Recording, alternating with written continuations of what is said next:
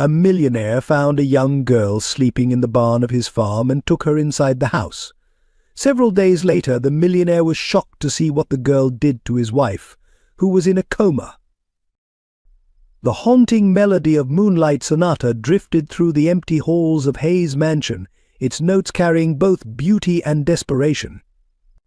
In the dimly lit music room, 8-year-old Margot Anderson's small fingers trembled across the worn keys of an old piano, her tear-stained face illuminated by flickering candlelight. Behind her, the shadow of an imposing figure loomed larger. "So, you thought you could hide this from me?" Thaddeus's voice cut through the music like a knife. "Just like your mother, always sneaking around, always hiding things." The final note hung in the air as Margot's hands froze over the keys. The sound of breaking glass shattered the silence as Thaddeus hurled a bottle against the wall. "I told you never to touch a piano again? Your mother destroyed everything with her lies, and now you dare to bring music into my house." Thunder crashed outside as rain pelted against the windows. Margot bolted from the piano bench, her heart pounding against her ribs. She ducked under Thaddeus's grasp and ran for the door, her bare feet silent on the cold wooden floors. "You can't run from me, girl," his footsteps thundered behind her. "I'm the only one you have left." Margot burst through the front door into the pouring rain, the cold drops mixing with her tears. Her thin nightgown offered no protection as she sprinted down the dark street, puddles splashing beneath her feet. Lightning illuminated the empty roads ahead, the storm matching the chaos in her heart. 2 blocks away, William Hayes stood at his study window, watching the rain when a small figure caught his eye. Something about the child's desperate flight stirred a memory a similar night years ago, when another woman ran through these same streets, clutching evidence that could have changed everything. The screech of tires cut through the storm as a car swerved around the corner. William's heart stopped as he recognized Thaddeus Anderson behind the wheel, hunting down the fleeing child. Without hesitation, he grabbed his coat and keys. Within moments, 3 lives were set on a collision course: a broken child seeking escape, a man consumed by bitter secrets, and another who recognized in this moment a chance to right the wrongs of the past. The storm raged on, its fury matching the intensity of what was about to unfold: a story of justice long denied, of music silenced too soon, and of truth buried beneath years of lies and guilt. If this opening has stirred your emotions and captured your imagination, join us on this journey of healing, redemption, and justice. Subscribe now to witness how music can mend broken hearts and truth can triumph over darkness. Your support keeps stories like this alive. Margot Anderson learned to be invisible at a very young age. Living in the shadows of Thaddeus's sprawling Victorian house on Cedar Street, she perfected the art of silence, of disappearing into corners, of existing without making a sound. Her small frame, delicate features, and dark hair that fell in untamed waves around her face made her look younger than her 8 years of fragility born from years of neglect. Every morning before dawn, while other children slept peacefully in their warm beds, Margot would wake to prepare Thaddeus's breakfast. Her tiny hands, marked with small burns and cuts from countless cooking accidents, would grip pots and pans too heavy for her age. She'd learned that mistakes meant consequences, so she measured each ingredient with trembling precision, praying that today might be different, that today her efforts might finally earn a word of kindness. The kitchen became her prison and sanctuary. Between its peeling wallpaper and cracked tiles, she'd created a world of whispered songs and silent dreams. When Thaddeus was away, she'd hum quietly to herself, remembering fragments of lullabies her mother used to sing, memories that grew fainter with each passing day, like photographs left too long in the sun. School offered little respite. The other children avoided her, their parents having warned them about the daughter of Sarah Anderson, the woman who'd poisoned Emily Hayes. Teachers spoke to her with carefully measured politeness, but their eyes held a mixture of pity and suspicion. During recess, Margot would find a quiet corner of the playground, watching other children play games she'd never been invited to join. At night, when Thaddeus's alcohol-induced slumber filled the house with heavy snoring, Margot would curl up on her thin mattress in the attic, clutching a worn photograph of her mother. Sarah Anderson's smile in the picture seemed to mock the cruelty of fate. How could someone who looked so kind have committed such a terrible crime? But Margot remembered her mother differently, gentle hands braiding her hair, soft voices sharing secrets over cookie dough, and most precious of all, music filling their tiny apartment with joy. The piano had been her mother's life, her passion, her escape. Sarah taught at the local music school, her students adoring her patience and warmth. But all that changed the day Emily Hayes collapsed during a dinner party. The evidence seemed irrefutable: traces of poison in a dish Sarah had prepared, witnesses who spoke of tension between the two women, and a damning letter found in Sarah's possession. The trial was brief, but before sentencing could be passed, Sarah disappeared into the night, leaving behind a 5-year-old Margot and a web of unanswered questions. Thaddeus, Sarah's husband of barely 2 years, received custody of Margot. The transition from loving home to living nightmare happened so quickly that sometimes Margot wondered if she'd imagined her earlier happiness. Thaddeus's grief over Sarah's betrayal twisted into something dark and cruel, and Margot became the target of his bitterness, a living reminder of the woman who had destroyed his reputation. Years passed, and Margot learned to survive. She developed an uncanny ability to read Thaddeus's moods in the sound of his footsteps, the way he closed doors, the rhythm of his breathing. She became expert at anticipating his needs, at making herself useful enough to be tolerated but not so noticeable as to attract his anger. Yet beneath her carefully constructed facade of submission, a fire burned, a hunger for answers, a yearning for music, and a desperate hope that somewhere, somehow, there was more to her mother's story than what the world believed. This morning, like every morning, Margot stood at the stove, preparing eggs exactly as Thaddeus demanded. But today was different. Today, hidden in her apron pocket, was a key she'd discovered in the attic, a key that might unlock more than just the mysterious trunk she'd found behind old boxes. Today, for the first time in 3 years, Margot allowed herself to hope.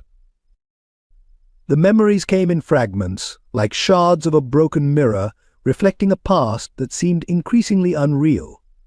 Margot could still smell the cookies baking that fateful afternoon at the Hayes mansion, where her mother had been preparing for one of Emily Hayes's famous dinner parties. Sarah Anderson, respected piano teacher and beloved member of the community, had been particularly excited about this event. It was to be her first time performing for the town's elite. The Hayes mansion stood as a testament to old money and refined taste, its grand halls adorned with paintings, and its centerpiece a magnificent Steinway piano that Emily, herself an accomplished musician, had imported from Europe. Sarah had spent hours practicing for this performance, her dedication fueled by something Margot, at 5 years old, couldn't understand. Now older and wiser, she wondered if her mother had seen this as a chance to secure a better future for them both. That evening played out like a nightmare in slow motion. The elegant dinner, the appreciative murmurs as Sarah took her place at the piano, the first few notes of Chopin's Nocturne filling the air, and then the sudden, terrible sound of Emily Hayes's wine glass shattering on the marble floor. The hostess's collapse, the chaos that followed, and the devastating discovery of poison in her system turned a night of promise into one of horror. The investigation moved with ruthless efficiency. Police found traces of a rare poison in Emily's food, a substance that left her alive but trapped in a coma. When they searched Sarah's small apartment, they discovered a vial of the same poison hidden in a hollowed-out book of sheet music, along with letters suggesting a complex web of jealousy and revenge. The evidence seemed insurmountable, yet Sarah maintained her innocence with quiet desperation.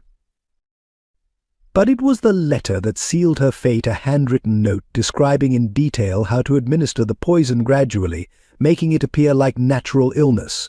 The handwriting matched Sarah's perfectly, though she swore she'd never seen it before.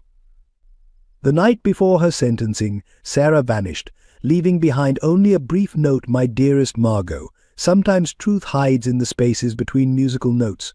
Never stop listening for it. All my love, Mom." 3 days later, they found Sarah's body in the river, clutching a waterlogged envelope. The contents were deemed irrelevant to the case, sealed away in evidence, and forgotten. The official ruling was suicide, but rumors persisted, some claiming she'd been murdered to keep her quiet, others suggesting she'd made a deal with darker forces. For Margot, the truth remained as elusive as the melodies she was no longer allowed to play.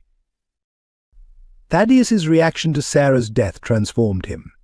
The man who had once shown occasional moments of kindness hardened into someone unrecognizable. He burned Sarah's sheet music, sold her piano, and forbade any mention of music in his house. His grief manifested as rage, and Margot learned to navigate his moods like a sailor avoiding storms at sea. The town's reaction was equally cruel. Former friends crossed the street to avoid them, students' parents withdrew from Sarah's music school, and whispers followed Margot through the halls at school. Like mother, like daughter. They'd say, as if criminality could be inherited like eye color or the shape of one's nose. Yet in her heart, Margot held onto fragments of truth that didn't fit the official narrative. She remembered her mother's joy in teaching, her gentleness with even the most difficult students. Most importantly, she remembered Sarah's absolute devotion to Emily Hayes, how she'd spoken of her mentor with admiration and gratitude. These memories, combined with her mother's final message, suggested a mystery deeper than anyone had cared to investigate. Life at 42 Cedar Street moved to the rhythm of Thaddeus's demands. Each day began before sunrise, with Margot silently descending the creaking attic stairs, careful not to disturb her stepfather's alcohol-induced slumber. The kitchen, with its yellowed walls and perpetually dripping faucet, became her domain, a place where every meal was an exercise in fear and precision. Breakfast had to be ready by 7, eggs cooked to a specific firmness, toast neither too dark nor too light, coffee strong enough to cut through his hangover but not bitter enough to spark his temper. One mistake could turn a quiet morning into hours of verbal assault. Margot had learned to gauge his mood by the sound of his footsteps on the stairs, each heavy thud making her hands tremble as she arranged his plate. School offered little escape from her isolation. In class she sat alone at the back, excelling in her studies but never raising her hand to answer questions. Teachers marked her papers with high grades but avoided meeting her eyes, as if her mother's alleged crimes might be contagious. During lunch, she'd retreat to the library, finding solace in books about far-off places and different lives. The librarian, Mrs. Thompson, was the only adult who showed her consistent kindness, though even she maintained a careful distance. Afternoons were filled with an endless list of chores: scrubbing floors, washing windows, maintaining Thaddeus's immaculate appearance to the outside world. The house had to be spotless, though he seemed to take pleasure in finding imperfections in her work. "Useless, just like your mother," he'd mutter, inspecting corners for dust or running his finger along windowsills. Each criticism cut deeper than any physical blow could have. Dinner preparations began promptly at 5, another careful dance of timing and temperature. Thaddeus insisted on traditional meals, the kind his mother had made, though he never provided recipes or clear instructions. Each failure earned a new lecture about her worthlessness, each success met with stony silence. Some nights, when his drinking was particularly heavy, he'd throw the food against the wall, forcing her to clean it up while he detailed all the ways she'd ruined his life. In rare moments of solitude, Margot would stand at the kitchen window, watching other families in their homes across the street. Through lit windows, she glimpsed scenes that seemed like paintings of an impossible life: parents helping with homework, family dinners filled with conversation and laughter, children playing without fear. These glimpses of normalcy made her own situation even more painful. Her only true companion was a small notebook hidden beneath a loose floorboard in the attic, its pages filled with sketches of piano keys and fragments of melodies she remembered from her mother's lessons. At night, she'd practice fingering silently on her windowsill, imagining the sound of each note. Music lived in her mind like a secret garden, carefully tended and protected from Thaddeus's destructive reach. The other children in town had created elaborate stories about her house and family. They called it the witch's house, claiming they could hear strange sounds at night, though it was only Thaddeus's drunken rambling. Some braver ones would dare each other to touch the front gate, running away screaming with exaggerated terror. Margot watched these displays from behind curtains, feeling like a character in someone else's ghost story. Yet beneath the weight of servitude and loneliness, something in Margot remained unbroken. Perhaps it was her mother's final words about truth hiding in music, or maybe it was simply the resilience of youth, but she held on to a fierce hope that one day, somehow, everything would change. She just never imagined that change would begin with a hidden key in an old trunk in the attic. The discovery happened on a rain-soaked Tuesday afternoon. Thaddeus had passed out early, his snores echoing through the house like distant thunder. Margot seized this rare opportunity to explore the attic more thoroughly, drawn by the mysterious key she'd found behind a loose baseboard that morning. Its brass surface was tarnished, but the intricate design on the handle stirred something in her memory, a pattern she'd seen before in her mother's jewelry box. The attic was a maze of forgotten things, broken furniture, dusty boxes and shadows that seemed to hold secrets. Rain drummed against the roof, creating a rhythm that made Margot's fingers twitch with suppressed musical memory. She moved carefully between stacked trunks and covered shapes, looking for anything the key might fit. In the furthest corner, behind a heap of moth-eaten curtains, she found it a dark wooden trunk she'd never noticed before. The lock was ornate, matching the key's design perfectly. Her heart pounding, Margot inserted the key. It turned with a click that seemed to echo through time itself. Inside, beneath layers of yellowed tissue paper, lay her mother's world. Sheet music, carefully preserved despite years of neglect, bore Sarah's elegant handwriting in the margins. Photographs spilled out her mother at various recitals, Sarah and Emily Hayes sitting together at a grand piano, both young and laughing. But it was what lay beneath that made Margot's breath catch. A small upright piano, no taller than Margot herself, had been dismantled and carefully stored in pieces. She recognized it instantly from the distinctive rose carving on its music rack, her mother's first piano, the one Sarah had learned on as a child. Thaddeus must have hidden it here rather than sell it, though whether from sentiment or cruelty, Margot couldn't guess. With trembling hands, she lifted out a bundle of letters tied with faded blue ribbon. The first envelope bore Emily Hayes's elegant handwriting. "My dearest Sarah." Margot began to read, and the world around her disappeared. "Your progress with the children is remarkable. You have a gift not just for music, but for healing through it. I see how young Timothy's stutter disappears when he sings. How little Anna's grief over her father's death eases at the piano. You're doing more than teaching notes, you're saving lives in your own quiet way. Which is why I must warn you. I've discovered something disturbing about the music school's finances. Someone is." The letter ended abruptly, torn at the bottom. Margot dug deeper, finding more correspondence between her mother and Emily, spanning years. They spoke of music, of teaching, of dreams for expanding the school's reach to underprivileged children.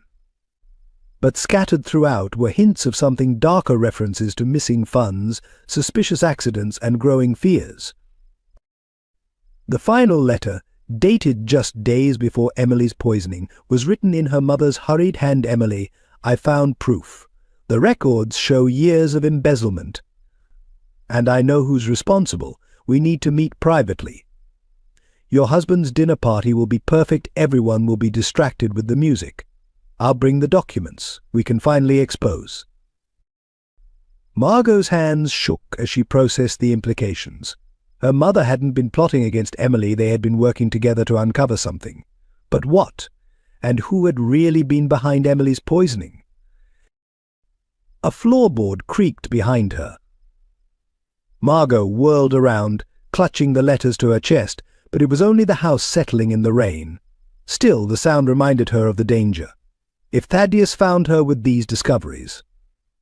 Working quickly but carefully, she began examining the dismantled piano. The pieces seemed intact, and among her mother's papers she found detailed instructions for its assembly. A plan started forming in her mind, dangerous, perhaps impossible, but necessary. If music had been at the heart of this mystery, perhaps it could also be the key to solving it. She carefully repacked everything except one photograph and the most revealing letters, which she tucked into her dress pocket. As she locked the trunk, a new sound froze her in place: heavy footsteps on the stairs below, accompanied by the unmistakable sound of Thaddeus's angry muttering. Margot's heart raced as she slid the key back into its hiding place. She had found more than just old memories in that trunk. She had found purpose, and perhaps the beginning of a path to truth. But first she had to face whatever was coming up those stairs. The attic door burst open with such force that dust motes danced in the sudden rush of air. Thaddeus filled the doorframe, his massive silhouette backlit by the hallway light. The smell of whiskey preceded him, and his eyes held that dangerous gleam Margot had learned to fear. "What are you doing up here, girl?" His words slurred slightly, but his gaze was sharp as it swept the room. "Been going through things that don't belong to you." Margot stood very still, hoping the dim light would hide the slight bulge of letters in her pocket. "I was just cleaning," like you asked. Her voice sounded small, even to her own ears. Thaddeus took a heavy step forward, then another. "Cleaning?" With these he held up her dust-free hands, gripping her wrist tight enough to make her wince. "Try again, Margot, and this time don't lie to me." Something in his tone made her realize he knew, or at least suspected. Perhaps he'd been watching her all along, waiting for this moment. The thought gave her an unexpected surge of courage. "I want to know about Mom," she said, lifting her chin. "About what really happened that night at the Hayes mansion." The change in his expression was instant and terrifying. His face contorted, and before Margot could react, he had seized her shoulders, shaking her violently. "Your mother," he spat. "Your mother was a treacherous snake who destroyed everything she touched, just like you're trying to do now." She wasn't. Margot cried out, the letters crackling in her pocket. She and Emily Hayes were friends. They were trying to help people, to expose something. The slap caught her off guard, sending her stumbling against an old dresser. "Help people?" Thaddeus laughed, a sound like breaking glass. "Is that what you think? Let me tell you about your precious mother's help. She came into my life with her music and her dreams, made me believe in something better. Then she conspired with that rich woman, thinking they could play detective, thinking they could change things." He grabbed a stack of sheet music from a nearby box, tearing the pages as he spoke. "Your mother didn't care about who she hurt along the way. She didn't care that her meddling would destroy lives. And now you're just like her, sneaking around, asking questions that should stay buried." Margot watched the torn pages flutter to the floor, each one a piece of her mother's legacy destroyed. "You're lying," she whispered, then louder, "You're lying. Mom would never hurt Emily. They were working together to stop someone." Thaddeus's hand shot out, catching her throat. "Stop right there," he growled, his face inches from hers. "You think you know so much? Let me show you what happens to people who dig too deep." He dragged her to the attic window, forcing her to look out at the Hayes mansion in the distance. "See that house? Your mother thought she was so clever, gathering evidence, making plans with Emily Hayes. But some secrets are meant to stay hidden, Margot. Some questions shouldn't be asked." Then his eyes fell on something protruding from her pocket, the corner of a photograph. Before she could stop him, he'd snatched it out, staring at the image of Sarah and Emily at the piano. His face went through a series of emotions: shock, rage, and something else, something that looked almost like fear. "Where did you find this?" he demanded, his voice dropping to a dangerous whisper. "What else did you find?" But Margot had seen that flash of fear, and it gave her strength. "Enough to know you're hiding something," she said. Mom and Emily were close to exposing someone? That's why Mom disappeared, isn't it? Not because she was guilty, but because she knew too much. The photograph burst into flames as Thaddeus lit it with his lighter. Your mother disappeared because she made choices, he said, watching the image curl and blacken. Bad choices. Don't make the same mistake, Margot. Some doors should stay locked, some songs should stay unsung. He turned to leave, then paused at the door. Clean up this mess. And if I catch you up here again going through these things, asking these questions, he left the threat unfinished, but his meaning was clear. After he was gone, Margot sank to the floor among the torn sheets of music, her cheek stinging, her throat sore. But something had changed. In Thaddeus's reaction, in his fear, she had glimpsed a truth he never meant to reveal. Her mother hadn't been a criminal, she'd been silenced. Now Margot knew she had to act fast. Whatever was hidden in those letters, whatever truth her mother and Emily had discovered, it was dangerous enough to kill for. And somewhere in the Hayes mansion, a woman lay in a coma, holding secrets that could change everything. Thunder rolled across the sky as Margot gathered her few precious possessions, the letters from her pocket, her mother's locket, and the small notebook of remembered melodies. From downstairs came the sounds of Thaddeus's drunken rage, furniture being overturned, glass shattering, his voice rising in incoherent threats. She knew tonight would be worse than any before. The attic had one window, small and round, that overlooked the street below. Margot had often stared through it, dreaming of escape, but never daring. Now, as lightning illuminated the old oak tree, whose branches reached close to the house, she saw her path to freedom. The storm that had been threatening all day finally broke, rain lashing against the window panes. She could hear Thaddeus stomping up the stairs, his heavy footfalls making the whole house shudder. "Margot," he bellowed, "get down here now. We're not finished." With trembling hands she pushed open the window. The wind whipped rain into her face as she gauged the distance to the nearest branch. It wasn't too far if she could just reach it. Behind her, the attic door handle began to turn. "You think you can hide from me?" Thaddeus's voice was closer now. "I won't let you destroy everything like your mother did." Margot climbed onto the windowsill, her heart pounding so hard she thought it might burst. The branch swayed in the wind, slick with rain. Another crash of thunder masked the sound of her first step onto the tree limb. The attic door flew open just as she pulled her legs through the window. Thaddeus's roar of rage followed her into the storm. The branch beneath her feet creaked ominously as she inched forward, trying to keep her balance against the wind that tore at her clothes. "Get back here!" Thaddeus appeared at the window, his face contorted with fury. He reached out, fingers grasping at air as Margot scrambled further along the branch. Lightning split the sky, illuminating the ground below so far down it made her dizzy. Rain plastered her hair to her face as she clung to the wet bark. One slip, one wrong move, and she would fall. But behind her, Thaddeus was already forcing his bulk through the window. The branch began to bend under their combined weight. Margot heard it crack and made a desperate decision. Closing her eyes, she jumped for a lower branch, catching it with both hands. The impact sent shock waves through her arms, but she held on. Thaddeus's curses were drowned out by another roll of thunder as Margot swung herself down, branch by branch, scraping her hands and knees but never stopping. When her feet finally touched the ground, she ran blindly into the storm. Behind her, she heard the crash of breaking branches and Thaddeus's howl of pain. She didn't look back, focusing only on putting one foot in front of the other, splashing through puddles that reflected the lightning above. The streets were deserted, the storm driving everyone inside. Margot ran past darkened houses, their windows glowing with the warmth and safety she'd never known. Her lungs burned, but she couldn't stop. She heard a car engine roar to life in the distance. Thaddeus would be coming for her. Her feet carried her instinctively toward the Hayes mansion.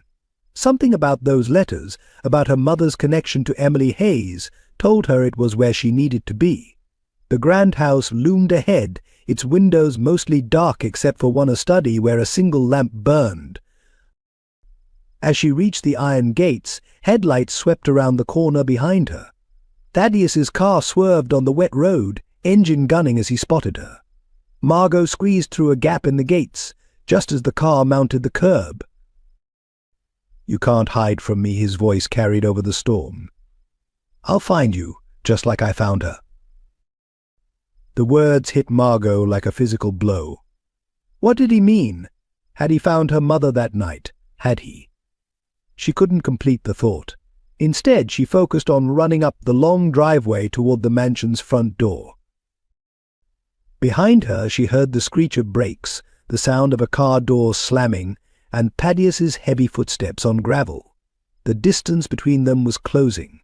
Rain blurred her vision as she reached the front steps, her small fist pounding on the massive wooden door. "Please," she cried out, her voice nearly lost in the storm. "Please help me." The porch light flickered on, casting her shadow long across the rain-swept steps. As Thaddeus's footsteps grew closer, the door began to open, and Margot's fate hung suspended between her violent past and an uncertain future.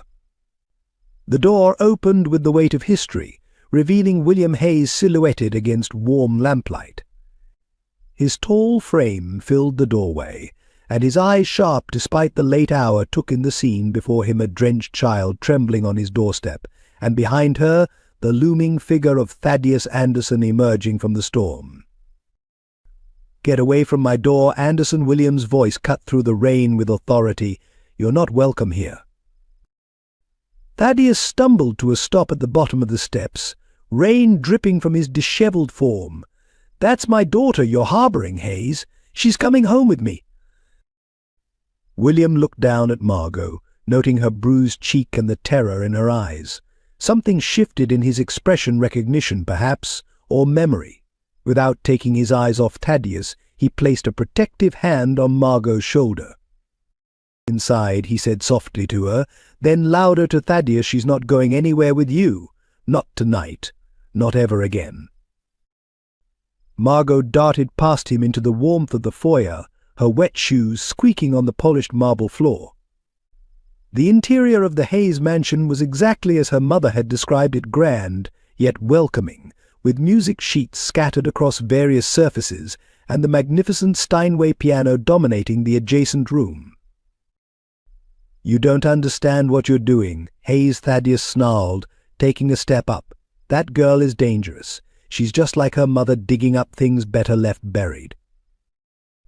William's stance changed subtly, becoming more defensive. "Sarah was never dangerous, Anderson. She was close to the truth, wasn't she? That's what really frightened you." The mention of Sarah's name seemed to push Thaddeus over the edge. He lunged forward, but William was faster, shoving him back down the steps. "I'm calling the police," William announced, "and this time they'll hear the whole story." Thaddeus's laugh was ugly, desperate. "You think they'll believe you? The grieving husband whose wife lies in a coma because of that woman's daughter. They'll see her for what she is, poison, just like her mother." Inside, Margot pressed herself against the wall, clutching her mother's letters tightly. Through the open door, she watched the confrontation, her whole body trembling. But then something caught her eye, a photograph on a nearby table. It showed her mother and Emily Hayes at the piano, identical to the one Thaddeus had burned, but this copy held something she hadn't noticed before. In the background, partially hidden by a curtain, stood a figure watching the two women with an expression that chilled her blood. William's voice drew her attention back to the door. "Leave now, Anderson. Or I'll tell them about the missing funds from the music school, about Sarah's investigation, about everything." Thaddeus stumbled backward, his face pale despite the rain. "You don't know anything," he spat, but his voice held a note of fear. "I know more than you think," William replied. "Emily wasn't just Sarah's friend, she was her protector. And now I'll protect her daughter the way I should have protected them both." Thunder punctuated his words as Thaddeus retreated into the storm, his threats carried away by the wind. William closed the door firmly, its heavy thud echoing through the foyer. When he turned to Margot, his stern expression softened. "You look just like her," he said quietly, then seemed to catch himself. "You're soaked through. Let's get you warm and dry before we talk." Margot stood frozen, unsure whether to trust this sudden kindness. Why she managed to ask, "Why would you help me? After what they say my mother did to your wife?" William knelt before her, his eyes level with hers. "Because, Margot Anderson, I've spent 7 years wondering if we got everything wrong. Your mother was trying to tell us something the night Emily was poisoned. Something in the music she was supposed to play." Margot's hand went to her pocket, feeling the crinkle of her mother's letters. "She left me a message," she whispered. She said, "The truth hides in the spaces between musical notes." William's eyes widened slightly. He stood, glancing toward the room where the Steinway waited. Perhaps he said slowly, "It's time we listen more carefully to what Sarah was trying to tell us." He led Margot toward the grand staircase, past walls lined with photographs chronicling years of musical performances and happy memories. At the top he paused outside a door. "Rest tonight. Tomorrow we'll begin to unravel this mystery together. You're safe here, Margot, I promise."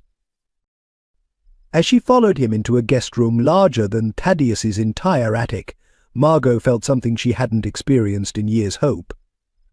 But mixed with that hope was fear, because she'd seen the photograph, seen what neither her mother nor Emily Hayes had noticed that day: Thaddeus watching from the shadows, his hand clutching something that glinted like glass, a vial perhaps, or a bottle. Dawn brought an uneasy tension to the Hayes mansion. Margot awoke in unfamiliar luxury, her body stiff from running, but her mind startlingly clear. Outside her door she could hear the quiet efficiency of the household staff, whispered conversations that stopped when she appeared, sidelong glances that carried generations of suspicion.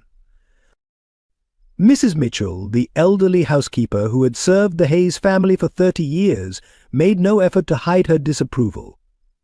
As she brought Margot's breakfast, her hands trembled slightly, and she tested each dish herself before allowing it near William's study. "We can't be too careful," she said pointedly.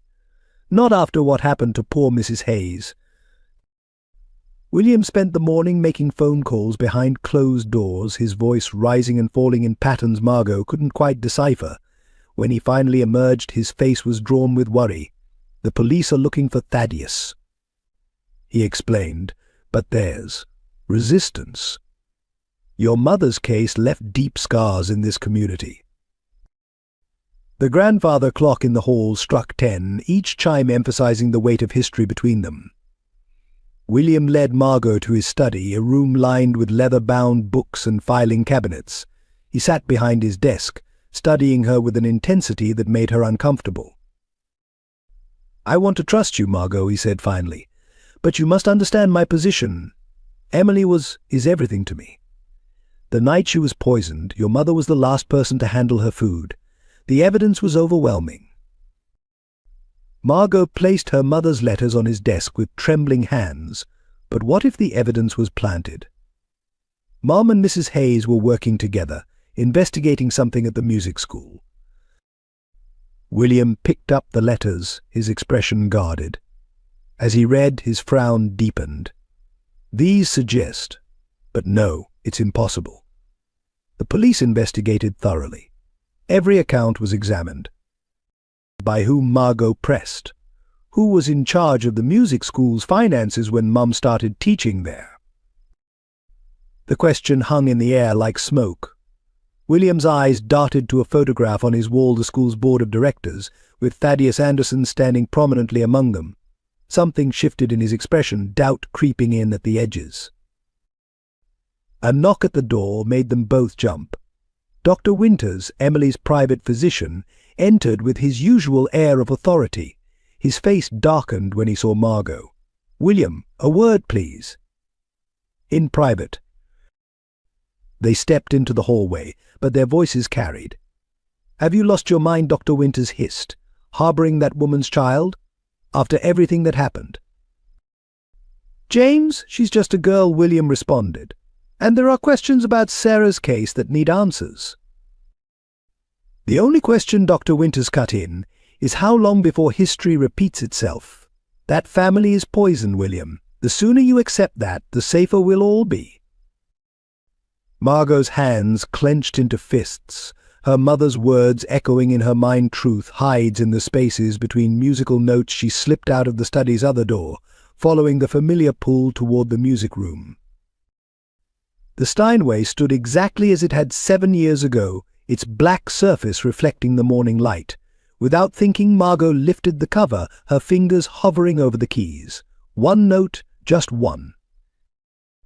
"Don't touch that," Mrs. Mitchell's sharp voice cracked like a whip.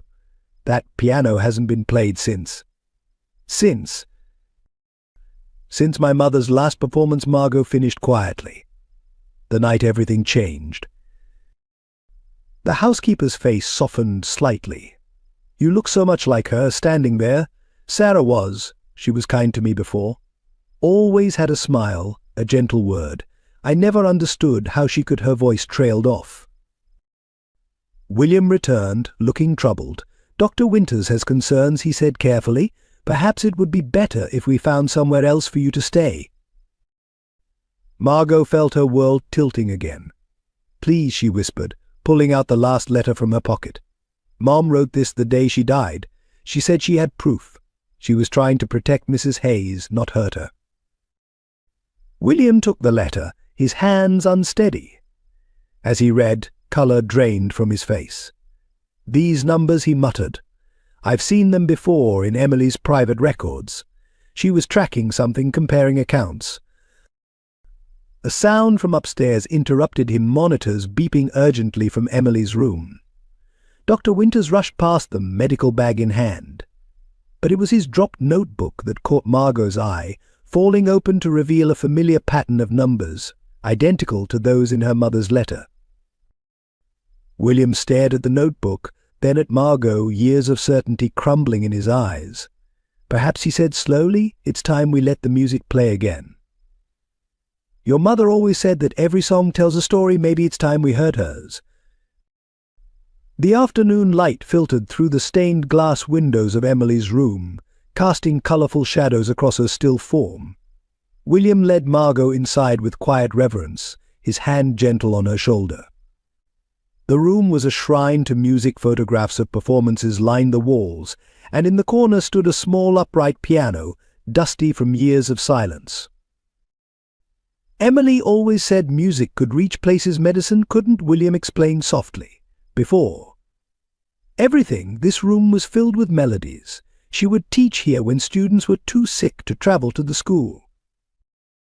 Margot approached Emily's bedside carefully. The woman's face was peaceful, unchanged by the years, like a sleeping Snow White in a fairy tale. The steady beep of monitors provided a mechanical rhythm to the room's silence. "The last piece she heard was your mother's," William continued. "Chopin's Nocturne in B-flat minor. Sarah never finished playing it."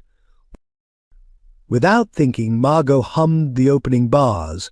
William's sharp intake of breath made her stop, but his eyes were glistening.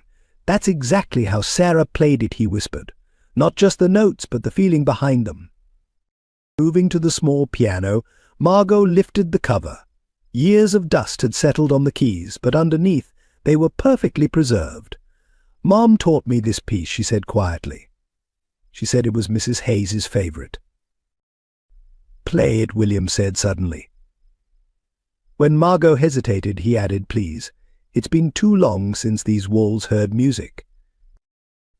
The first notes were tentative, like birds testing their wings after a storm.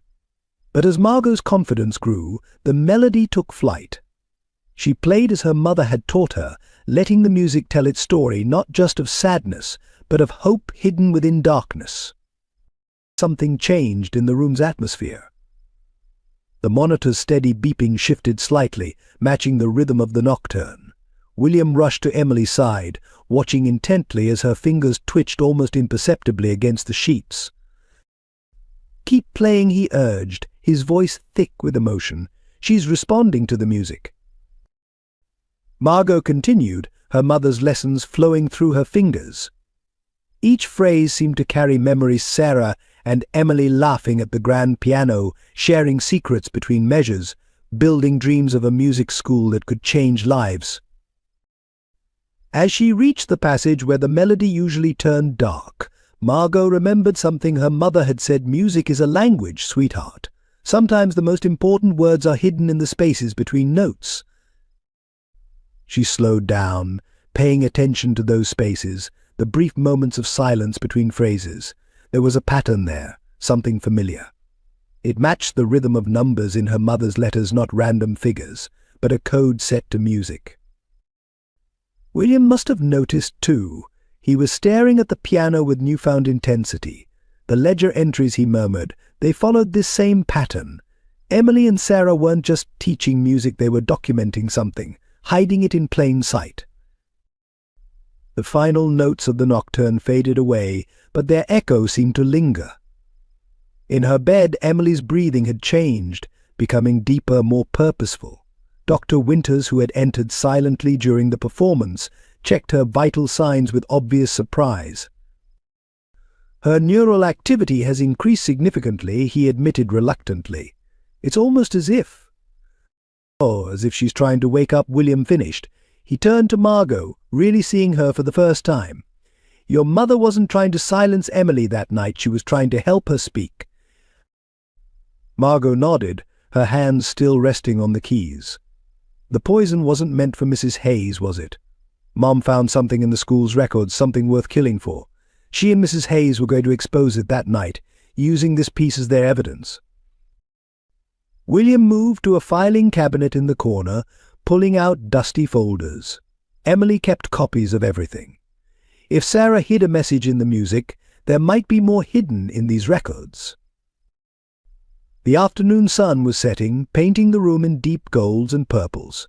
As William and Margot began sorting through years of paperwork, the small piano stood witness to a new partnership, forming one built on shared loss, shared hope, and the healing power of truth finally coming to light.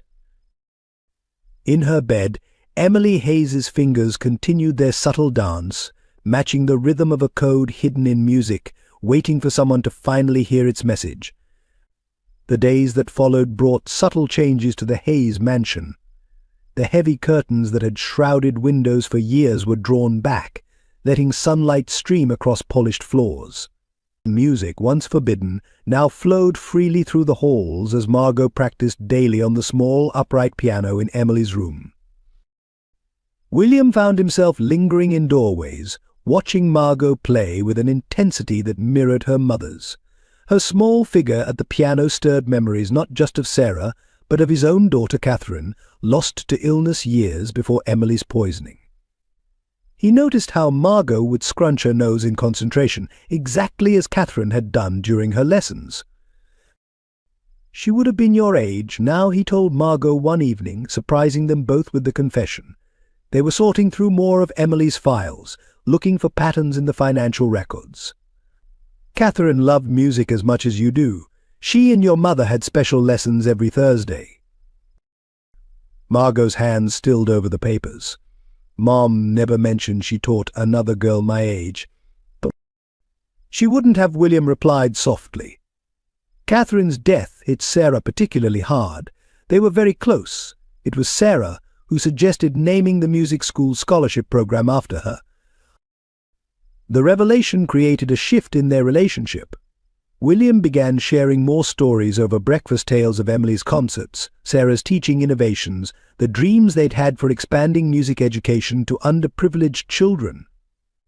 Margot soaked up every detail, finally able to see her mother as more than just the villain of other people's stories. Even Mrs. Mitchell's stern demeanor began to thaw. She caught Margot one morning, attempting to make her own breakfast rather than waiting to be served. Instead of scolding, the housekeeper rolled up her sleeves and taught her how to make Emily's favorite scones.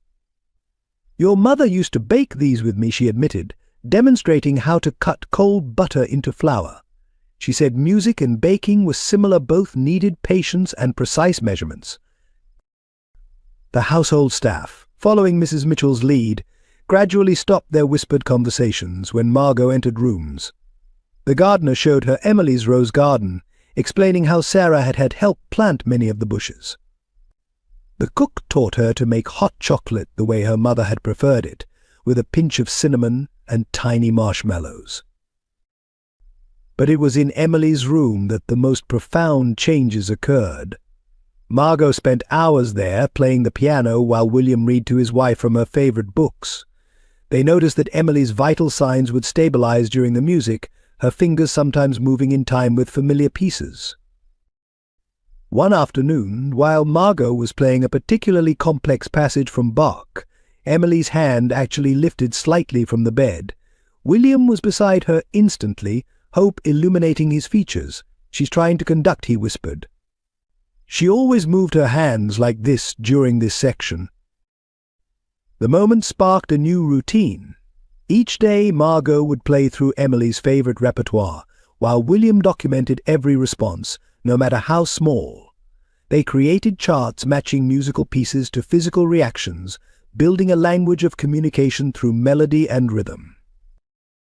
Dr. Winters, despite his initial skepticism, couldn't deny the improvements in Emily's condition. Her brain activity increases significantly during these sessions, he admitted during a checkup. It's as if the music is creating new neural pathways. Late one night, unable to sleep, Margot wandered down to the music room.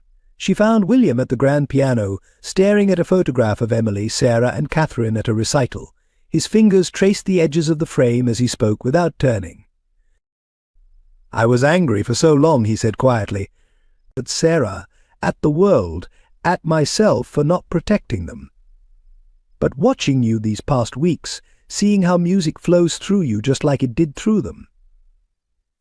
I understand now what Emily and Sarah were trying to build. It wasn't just a school, it was a family." Margot sat beside him on the piano bench. Hesitantly, she placed her small hand over his. "Mom used to say that music makes its own families, that when you share something that deep, it connects you forever." William smiled, turning his hand to squeeze hers. She was right. And perhaps that's what they were really protecting, not just financial records or evidence of crimes, but the family they'd created through music. From that night forward, something fundamental changed in their relationship. William began teaching Margot about running the music school, sharing Emily's vision for its future. He hung photographs of Sarah in the halls again, restoring her place in the mansion's history. Mrs. Mitchell found them one morning, asleep in Emily's room, William in his usual chair, Margot curled up on the window seat, sheet music scattered around them like fallen leaves. Instead of waking them, she simply covered Margot with a blanket and quietly closed the door. Later that day, she placed a small box on Margot's bed. Inside was a collection of recipes, handwritten by Sarah and Emily, notes scribbled in margins documenting their friendship. "I've been saving these, Mrs." Mitchell explained, her usual briskness softened by memory, waiting for someone who would understand their value. The mansion, once a mausoleum to lost dreams, began to feel like a home again. Music and laughter echoed through its halls, and if anyone noticed that William had started referring to Margot as "our girl" when speaking to Emily, they simply smiled and nodded in agreement. Yet beneath this growing warmth, questions still lingered. The coded messages in Sarah's music remained unbroken, and somewhere in the city, Thaddeus Anderson waited, guarding secrets that could shatter their newfound peace. The first sign that something was wrong came in the form of scattered sheet music. Margot had organized Emily's compositions carefully, arranging them by date and complexity as she searched for hidden patterns. But one morning she found the pages subtly rearranged, certain measures marked with barely visible pencil dots. William dismissed it initially, suggesting the cleaning staff might have disturbed them while dusting. But then other small disturbances began to accumulate. The practice room door, always locked at night, would be found slightly ajar.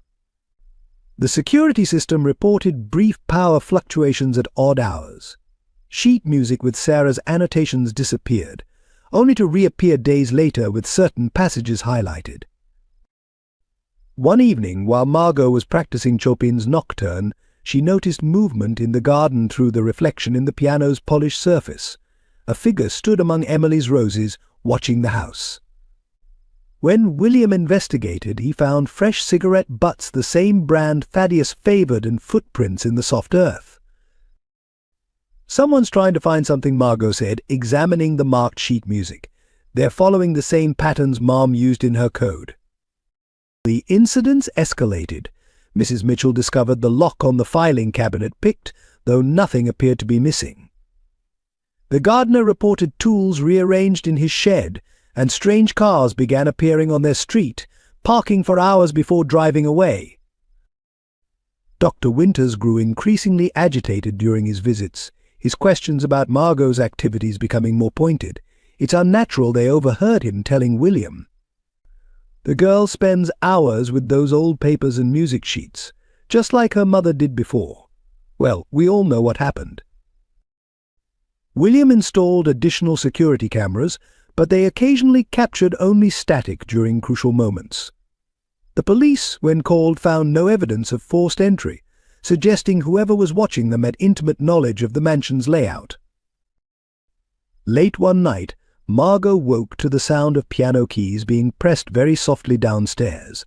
She crept to the music room, expecting to find William, but instead saw a shadow moving away from the grand piano.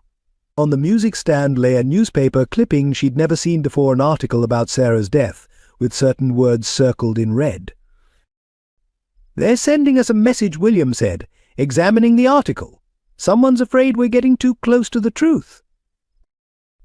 The next day, while reviewing Emily's old records, they found a pattern of unauthorized access to the music school's accounts, all occurring during Sarah's evening lessons. The dates corresponded perfectly with the marked measures in the scattered sheet music. Mom wasn't just teaching during those hours, Margot realized. She was gathering evidence, but someone must have seen her. A breakthrough came when Mrs. Mitchell mentioned that Dr. Winters had been asking about Emily's old prescription records. He was very insistent, she said, frowning. Said he needed to review her medication history, but those records were lost years ago. William's face darkened. "Not lost," he corrected. "Sarah had them the night of the dinner party. She showed them to Emily, right before." The implications hung heavy in the air. That evening they found Emily's room door unlocked, though both were certain they'd secured it. On her bedside table lay a single rose, not from her garden, but the same variety Sarah had been holding when they found her body. "It's a warning," William said, his voice tight with anger. "They're reminding us what happened to Sarah when she got too close." Margot spent that night in Emily's room, playing softly as she watched shadows move across the garden. During a pause between pieces, she heard Emily's breathing change rhythm, matching the pattern of a particular measure, one that Sarah had marked repeatedly in her teaching notes. The next morning, another article appeared, this time pushed under the front door. It detailed the music school's financial success under its new management after Sarah's death. Certain numbers in the report were underlined, forming a sequence that matched the rhythm Emily had breathed. "They're watching us right now," Margot whispered, noticing a car slowly passing the house, "but they don't realize we're starting to understand the code." William gathered their evidence, the marked music sheets, Emily's breathing patterns, the financial records, and Sarah's last letters. Spread across his study floor, a pattern emerged, one that pointed to a conspiracy larger than they'd imagined. "Your mother wasn't just uncovering embezzlement," William said, connecting the dots. "She found something bigger, something worth killing for." That night, as Margot played her mother's last unfinished piece, a shadow fell across the piano keys. By the time she turned around, it was gone, but on the bench lay a photograph she'd never seen before. It showed Sarah, Emily, and Dr. Winters at a board meeting, but in the background, partially hidden, was a familiar face examining papers he shouldn't have had access to. Thaddeus Anderson wasn't just Emily's poisoner. He had been working with someone inside the mansion all along. The breakthrough came on a rainy Sunday afternoon. While searching through Emily's old music books, Margot discovered a false bottom in her sheet music cabinet. Hidden beneath decades of scores lay a leather portfolio, its contents preserved like pressed flowers between pages of time. Local music teacher suspected in Hayes' poisoning screamed the headline of the first yellowed clipping. The article painted Sarah Anderson as a jealous protégé, desperate to take control of the prestigious Hayes Music School. But in the margins, Emily had written careful notes, circling inconsistencies in the official story. Sources claim Anderson had access to rare toxins through her husband's pharmaceutical connections, read another piece. William's hands trembled as he read Emily's annotation, wrong compound. T's inventory shows different purchase. Check dates. The portfolio contained more than just news articles. Between them lay financial records showing a pattern of large withdrawals from the school's accounts. Each transaction corresponded with dates marked in Sarah's teaching ledger, but the signatures authorizing them didn't match any known board member. "Look at this," Margot said, pulling out a photograph tucked behind a particularly damning article. It showed the school's board of directors at their annual meeting. Dr. Winters stood prominently in the center, but it was the document visible on the table before him that caught their attention, the same financial records Sarah had been investigating. William spread the clippings across his study floor, arranging them chronologically. These articles changed after Sarah died, he noted. The focus shifted from evidence to character assassination. Someone wanted to make sure her reputation was destroyed completely.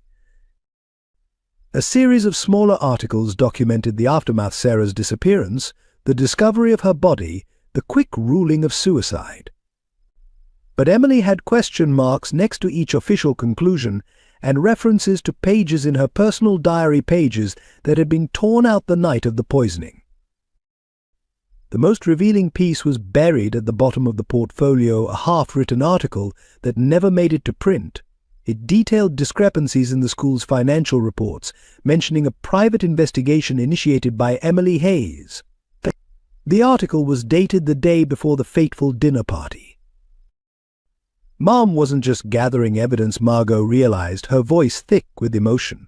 She was working with a journalist. They were going to expose everything. Another envelope contained photographs from the school's security cameras showing late-night meetings in the building's offices. Dr. Winters appeared in several, accompanied by shadowy figures whose faces were carefully turned away from the cameras. Dates on the photos matched withdrawals from the school's accounts. Most disturbing was a series of medical records showing a pattern of suspicious deaths among elderly patrons who had made substantial donations to the school. Each case had been handled by Dr. Winters, each death attributed to natural causes. The music school was just the beginning, William said, connecting the pieces. They were using it to launder money from something much darker. Emily and Sarah must have discovered the whole operation. The final clipping was the most personal, an obituary for Catherine Hayes, William's daughter. Emily's handwritten note beside it was almost illegible with emotion. Kay's treatment changed after the donation. James insisted. Need to check his other cases. But Margot's hands shook as she realized the implications. Dr. Winters was Catherine's physician too, wasn't he? William nodded, his face ashen. He said her condition was untreatable. We donated substantially to his research fund, hoping he could save other children. But if he was involved in all this? A thunderclap made them both jump, and in that moment of silence they heard it, the subtle click of a camera shutter from outside the study window. By the time William reached the curtain, there was only the glimpse of a retreating figure and the sound of a car engine starting. They worked through the night, copying every document and photograph. The original portfolio was returned to its hiding place, but not before they discovered one final piece of evidence, a small key taped to the back of Emily's last photograph, with a note in Sarah's handwriting: safety deposit box 247, First National. The truth is in the music. As dawn broke, Margot sat at the piano, playing the piece her mother had left unfinished the night of the poisoning. In the growing light, she noticed something she'd missed before: tiny numbers written between the staves, corresponding exactly to the suspicious transactions in the school's accounts. She hid the evidence in plain sight, Margot whispered. Every piece she taught, every concert she played, they were all part of the record. But as they gathered their discoveries, a shadow fell across the piano keys. Dr. Winters stood in the doorway, his medical bag clutched tightly in one hand. Emily seems quite agitated this morning, he said smoothly. I think it's time for a stronger sedative. Behind him, they could hear Mrs. Mitchell's muffled protests from the hallway and the heavy tread of familiar footsteps climbing the main stairs. The game of shadows was about to become dangerously real. Thaddeus burst into the music room like a thunderstorm, his massive frame blocking the doorway as Dr. Winters stepped aside with calculated precision. The morning light cast harsh shadows across his face, highlighting the dangerous gleam in his eyes. Step away from the piano, Margot, he commanded, his voice deceptively calm. It's time to end this little performance. William moved instinctively between them, but Dr. Winters produced a small revolver from his medical bag. Please, Mr. Hayes, he said smoothly. Let's handle this like civilized people. The girl belongs with her legal guardian. Margot's fingers remained frozen over the piano keys, her mother's unfinished melody hanging in the air. Through the reflection in the polished wood, she could see Mrs. Mitchell being restrained by two men in suits the same shadowy figures from Emily's photographs. You can't take her, William declared, though his voice wavered slightly. We know what you did, what both of you did. The evidence. Thaddeus's laugh was harsh. Evidence? Like the kind Sarah thought she had, he moved closer, his shoes leaving muddy prints on the pristine floor. Your wife's condition could deteriorate so easily, Hayes. One wrong medication, one missed dose. And the threat hung heavy in the air. Margot felt her heart pounding against her ribs, the rhythm matching the coded sequence hidden in her mother's music. She began to play softly, almost unconsciously, her fingers finding the notes that contained Sarah's hidden message. Stop that, Thaddeus snapped, but Dr. Winters held up his hand. Let her play, he said, a cruel smile playing at his lips. It's fitting, isn't it? Mother and daughter, both trying to speak through music, both silenced. William's face drained of color as he understood the implication. You killed her, he whispered. Sarah didn't commit suicide. You murdered her. Sarah was careless, Thaddeus growled. She thought hiding numbers in music made her clever. Thought she could expose us without consequences. He turned to Margot, his expression darkening. Just like her daughter, thinking she can dig up the past without getting buried in it. The melody grew stronger under Margot's fingers, each note a defiance. She reached the passage where her mother had stopped playing that fateful night. But this time she continued. The coded sequence completed itself, revealing the full pattern of transactions and dates. Dr. Winters noticed too late what she was doing. Enough he moved to grab her, but the sudden sound of sirens in the distance made him hesitate. Thaddeus lunged forward, seizing Margot's arm and yanking her from the piano bench. You're coming home now, he snarled, and this time I'll make sure you never touch another piano again. But something had changed in Margot. The terror that had controlled her for so long transformed into a different kind of strength, her mother's strength. You killed her, she said, her voice steady despite his crushing grip. But you couldn't kill the truth. It's been here all along, waiting in the music. The sirens grew closer. Dr. Winters moved nervously toward the door, but William blocked his path. The police aren't coming for her, he said quietly. They're coming for you. Both of you. Thaddeus's grip tightened painfully on Margot's arm. Tell them, Hayes. Tell them I'm taking my daughter home, or your precious Emily might not wake up tomorrow. Emily's already awake, Margot said suddenly, causing everyone to turn toward her. She's been awakening slowly, remembering. That's why you've been increasing her sedatives, isn't it, Dr. Winters? You're afraid of what she might say. The look that passed between Thaddeus and Dr. Winters confirmed everything. The doctor's hand tightened on his revolver, but the sound of police breaking down the front door echoed through the mansion. In the chaos that followed, Thaddeus made his final, desperate move. He dragged Margot toward the French doors leading to the garden, but she was no longer the frightened child he could control. As his grip loosened for a moment, she did what her mother had taught her in those long-ago piano lessons. She found her own rhythm, her own strength, and broke free. The moments that followed seemed to unfold in slow motion. As Margot broke free from Thaddeus's grip, William faced an impossible choice. Dr. Winters still held the revolver, its barrel now pointed squarely at Emily's room upstairs. The message was clear: stop Thaddeus, or save his wife. "Think carefully, Hayes," Dr. Winters said softly. "We've kept Emily alive all these years. One wrong move now he left the threat unfinished, his meaning crystal clear." But in that crucial moment, William saw something that changed everything. Through the open door of the music room, he caught a glimpse of Emily's monitor screen reflecting in the hallway mirror. Her brainwave patterns matched the rhythm of Margot's interrupted piano piece perfectly. She wasn't just responding to the music, she was remembering. "You never kept her alive," William said, his voice growing stronger. "You kept her prisoner, just like you did to Sarah. But Emily's been fighting back, hasn't she?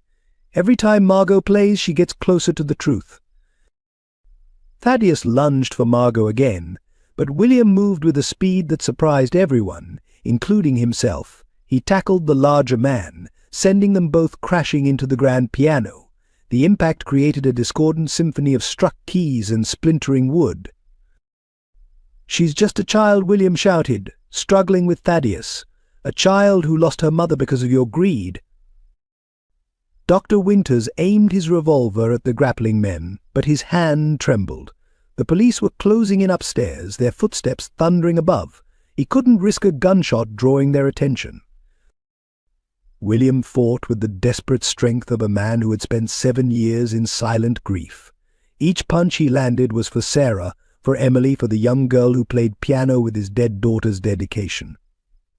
But most of all, he fought for the truth that had been buried beneath years of carefully constructed lies. "You don't understand what's at stake," Thaddeus growled, landing a heavy blow to William's ribs. "The school was just the beginning. There are people involved who will bury all of us." But William had stopped listening to threats. As they struggled, he saw Margot slip away from Dr. Winters, moving toward the piano with purposeful steps. She began to play again, her small hands sure and steady on the keys that remained undamaged. The melody rose above the sounds of combat, its coded message now unmistakable. Each note corresponded to a transaction, each rhythm to a date, creating an irrefutable record of years of corruption and murder. "She's exactly like her mother," Dr. Winters snarled, moving to stop her. But William broke free from Thaddeus and intercepted him, sending the revolver skittering across the floor. "Yes," William agreed, standing protectively in front of Margot. "She is exactly like Sarah, and this time she'll finish what her mother started." The police burst into the room, weapons drawn. In the chaos of arrests and shouted commands, William heard something that made his heart stop, a single, clear voice calling from upstairs. Sarah Emily's voice, weak but unmistakable, carried down the grand staircase. Sarah's music. Dr. Winters's face went pale. Impossible. The dosage I gave her wasn't enough to silence the truth, William finished, watching as officers handcuffed the doctor. Thaddeus made one last desperate attempt to reach Margot, but William stood firm. The years of doubt, of wondering if he could have saved Sarah, of questioning whether he was betraying Emily by harboring her alleged poisoner's daughter, all of it crystallized into absolute certainty.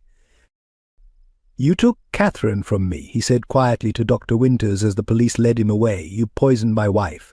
You killed Sarah to protect your secrets. But you forgot something crucial: music always finds a way to be heard." In the aftermath, as police swarmed the mansion collecting evidence, William held Margot close, feeling her trembling slowly subside. Together, they watched Thaddeus and Dr. Winters being led away in handcuffs, their empire of secrets crumbling with each step. "I wasn't sure at first," William admitted softly. When you came to my door that night, I was afraid of believing, afraid of hoping. But your mother was right, the truth was in the music all along.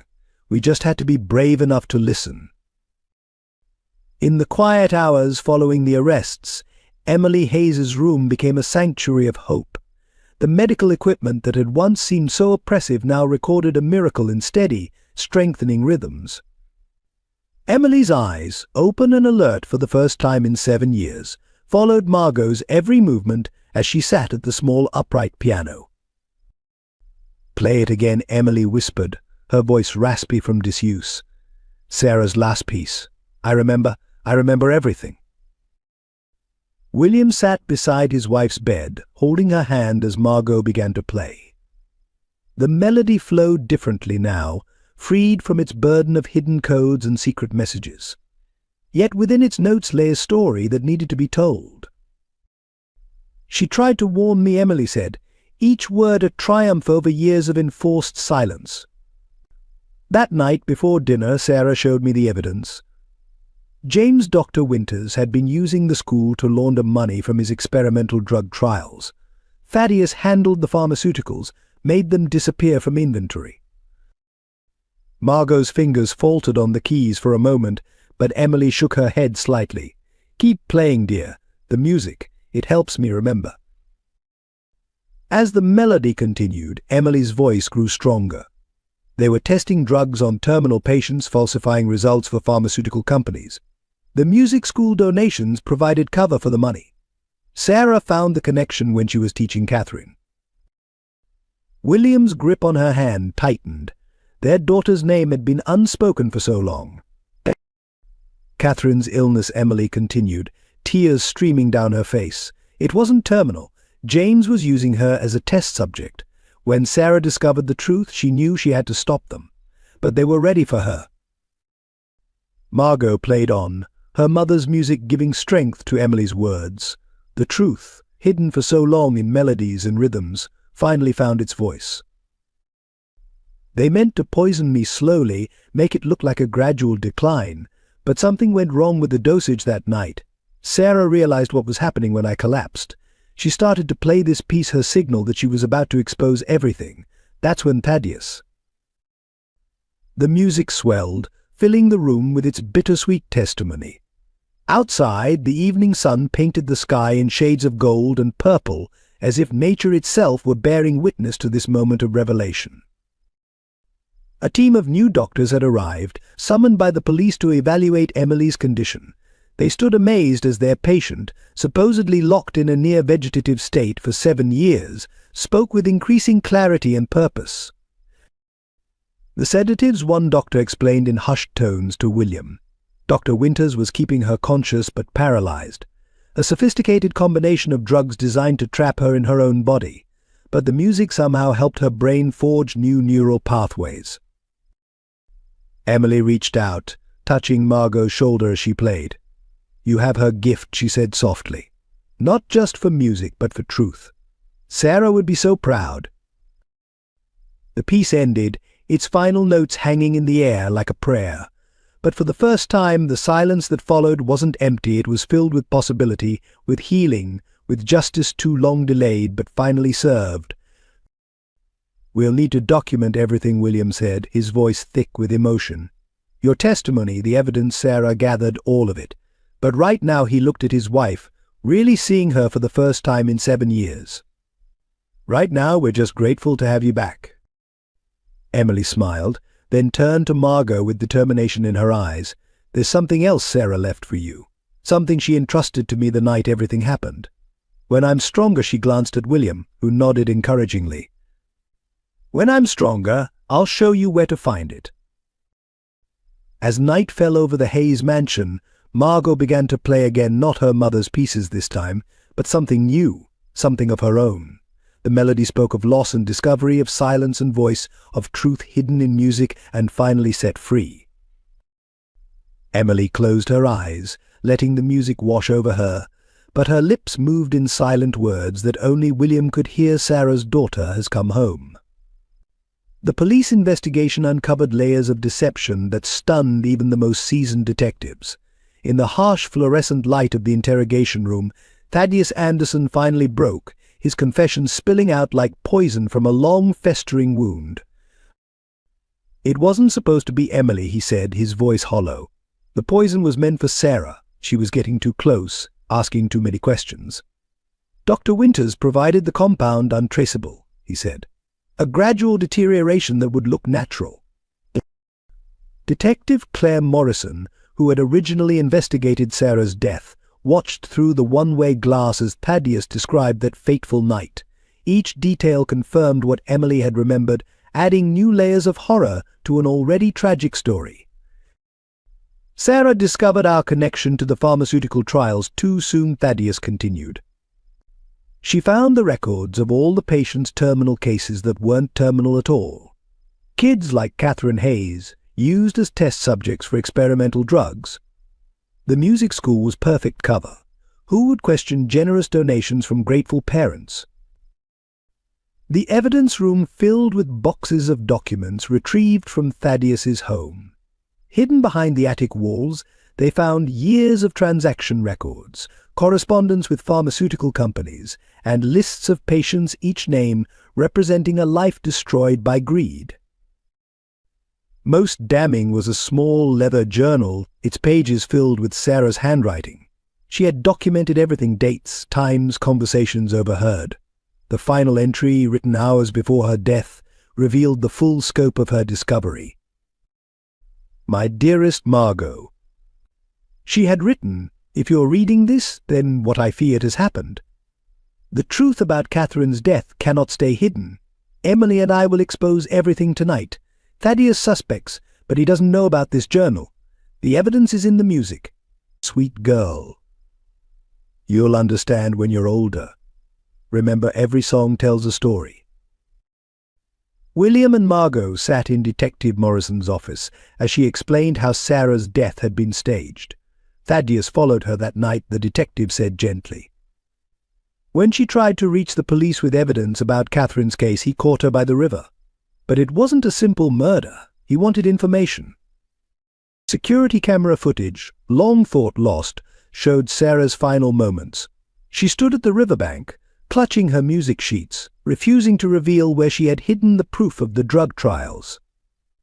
Even as Thaddeus approached, she began to hum her last composition, the piece containing the coded evidence. "Your mother died protecting you," Detective Morrison told Margot. "She knew if she revealed everything, they would come after you next, so she hid the truth in the one place they'd never think to look: in the music itself." The investigation revealed how Dr. Winters had altered Emily's medication after the poisoning, keeping her conscious but paralyzed to prevent her from exposing what she knew. The sophisticated cocktail of drugs had been designed to mimic a coma while leaving her aware of everything happening around her. 7 years, William whispered, his voice breaking. She heard and understood everything for 7 years, unable to move, unable to speak. While we grieved for Sarah, while we blamed her, Emily knew the truth and couldn't tell us. For Margot, each revelation about her mother brought both pain and pride. Sarah Anderson hadn't been a jealous protégé or a desperate criminal. She had been a hero, sacrificing everything to protect her daughter and expose a horrific truth. The evidence was irrefutable. Thaddeus and Dr. Winters had orchestrated not just Sarah's murder and Emily's poisoning, but years of medical exploitation hidden behind the respectable facade of the Hayes Music School. Their web of corruption had claimed countless lives, all in the name of profit. The truth about Sarah Anderson emerged like a symphony building to its crescendo. As the police investigation deepened, each new piece of evidence further illuminated her final days and the courage that had led to her death. Security footage recovered from the old music school showed Sarah working late into the night, meticulously documenting irregularities in the school's finances. She had discovered a pattern of donations coinciding with death's terminal patients whose conditions had mysteriously worsened after entering Dr. Winters' experimental treatment program. "Look at this," Detective Morrison said, spreading photographs across her desk. They showed Sarah secretly meeting with parents of deceased students, including Catherine Hayes' former classmates. She was building a case, gathering testimonies. She knew the risks, but she couldn't stand by and watch more children die. Emily, growing stronger each day, provided the missing pieces. Sarah came to me when she discovered Catherine's true medical records, she explained, her voice still weak but determined. Our daughter wasn't terminally ill. The experimental drugs had caused her decline. Sarah found similar cases, all children from wealthy families who had made substantial donations to the school. The most heartbreaking evidence came from Sarah's personal diary, found hidden in the base of Catherine's old music box. The final entries revealed a mother torn between exposing the truth and protecting her daughter. My dearest Margot sleeps peacefully, unaware that tomorrow everything will change. The evidence is clear now. Dr. Winters and Padius have been using the school to fund their illegal drug trials. How many children have they killed? How many families have they destroyed? I can't stay silent, even though I know what they're capable of. Emily and I will end this tomorrow night. If anything happens to me, the proof is hidden where only Margot will think to look in the music itself. The night of her death was reconstructed through surveillance footage and witness statements. Sarah had arrived at the river to meet a journalist carrying a portfolio of evidence, but Thaddeus had followed her. The struggle was brief. Sarah had chosen to let go of the riverbank rather than surrender the documents that could protect future children. She didn't jump, Detective Morrison confirmed. Thaddeus grabbed for the portfolio, and Sarah, she made a choice. She knew if she lived, they would force her to reveal everything, putting Margot in danger. So she let go, taking her secrets to the river. But Sarah had planned for this possibility. The portfolio Thaddeus retrieved contained only part of the evidence. The rest she had encoded into her music complex patterns of notes that, when properly decoded, revealed dates, transactions, and names. Every piece she had taught in those final weeks contained part of the puzzle. The Riverside Memorial, once a place of shame for those who believed Sarah guilty, became a gathering place for families seeking justice. Parents whose children had been victims of the drug trials brought flowers and photos, sharing stories of how Sarah had tried to help them. For Margot, the truth about her mother brought both healing and heartache. She knew, she whispered, touching the piano keys that had carried her mother's final message. She knew they would kill her, but she kept teaching, kept playing, making sure the truth would survive.